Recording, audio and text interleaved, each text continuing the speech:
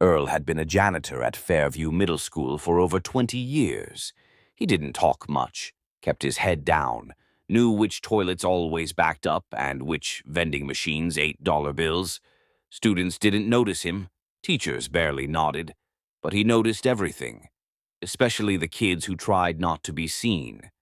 That's why he caught on to Trayvon by the third week of school, 7th grade, skinny, wore the same faded hoodie every day, sat alone at lunch, and never threw anything away.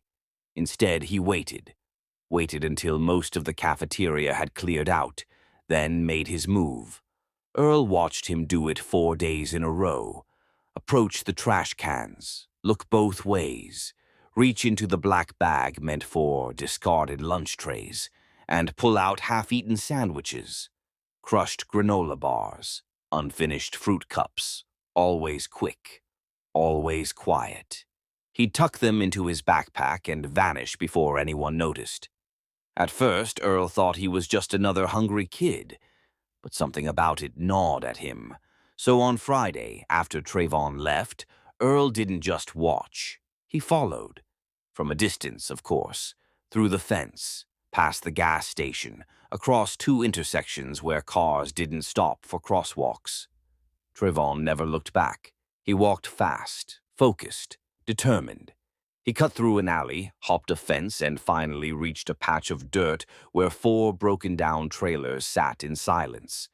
No mailboxes, no porch lights, no people. Earl crouched behind a dumpster and watched as Trayvon slipped into the 3rd trailer. 5 minutes passed, then Earl saw it.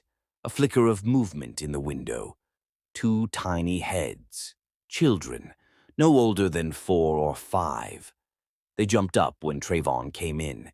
He knelt down, pulled food from his backpack, and divided it between them. 1 crust each.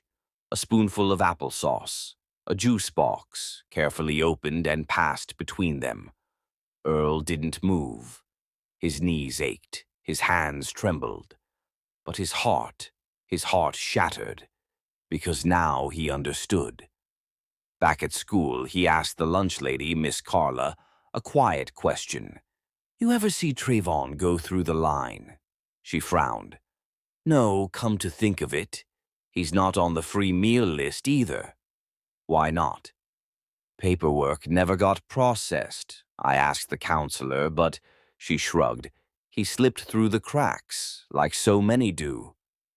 Earl didn't sleep much that weekend.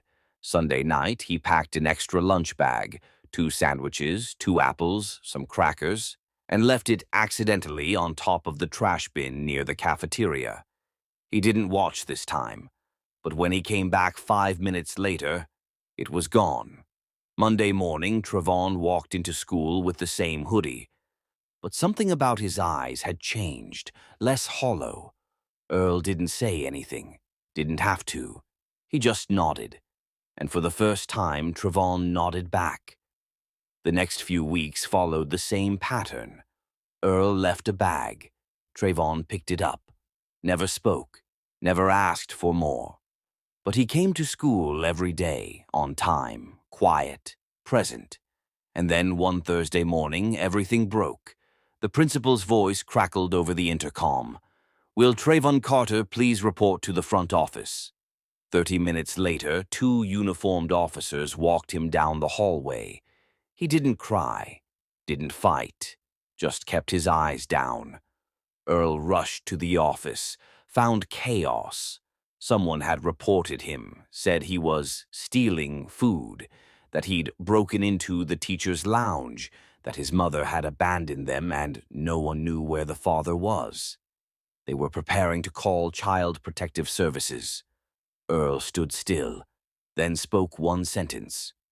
"You call them, and I'll tell the papers you let a kid eat from trash for 3 months." The room went silent. Earl stepped forward. "He never stole. I gave him those meals. Know why? Because we failed him." He looked straight at the principal. "At least let me be the one who didn't." The room shifted. Someone cleared their throat. A counselor offered to call a youth advocate. The vice principal asked for A minute to reassess.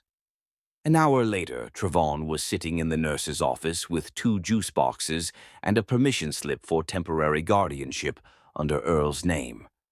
Earl didn't even hesitate. He just signed.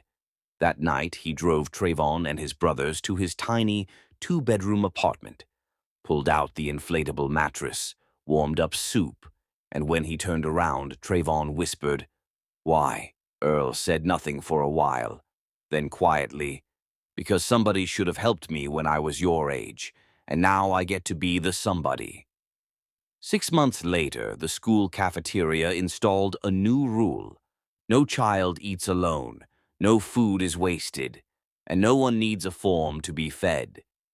The janitor made sure of it.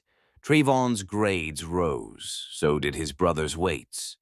Earl taught them to ride bikes, and on his 13th birthday, Trevon gave him a card. Just one sentence. "Thank you for seeing me." Years later, Trevon would stand on a college stage, the first in his family to make it. And in the crowd, Earl would clap so hard his hands turned red. Because sometimes the person who saves you wears janitor boots and carries a mop, but sees the king you're about to become.